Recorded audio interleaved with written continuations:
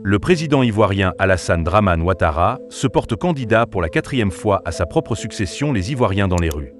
Salut à tous et bienvenue sur ma chaîne Information Univers. Aujourd'hui, nous allons parler d'une actualité qui secoue la Côte d'Ivoire en ce moment. La candidature du président Alassane Dramane Ouattara pour un 4e mandat consécutif. On vous donne tous les détails juste après le générique.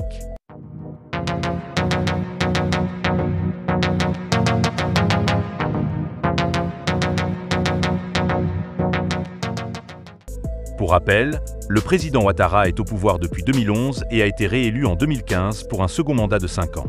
Cependant, en mars dernier, il a annoncé sa décision de se présenter à nouveau pour un 3e mandat, malgré la limitation à 2 mandats consécutifs inscrite dans la Constitution ivoirienne.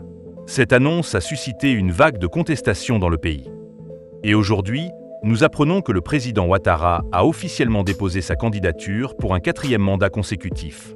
Cette décision a été prise malgré les protestations des partis d'opposition et de la société civile, qui non seulement ont vu leur leader écarté de la liste électorale, ce qui a engendré des violences qui ont éclaté lors des manifestations. Les raisons invoquées par le président pour justifier sa candidature sont notamment la mort subite de son dauphin désigné, le Premier ministre Amadou Gon Coulibaly, ainsi que l'appel de certains membres de son parti, le Rassemblement des Oufouettistes pour la démocratie et la paix, à se présenter pour un 3e mandat. Cependant, cette candidature suscite de vives réactions. Les opposants dénoncent une violation de la Constitution et une prise du pouvoir illégitime, tandis que les partisans du président soutiennent que sa candidature est nécessaire pour assurer la stabilité du pays. Des manifestations ont éclaté depuis l'annonce de cette candidature, faisant plusieurs morts et blessés. Les tensions sont à leur comble en Côte d'Ivoire, à l'approche de l'élection présidentielle prévue pour le 31 octobre prochain. Face à cette situation, la communauté internationale appelle à un dialogue entre toutes les parties pour trouver une solution pacifique et démocratique à la crise.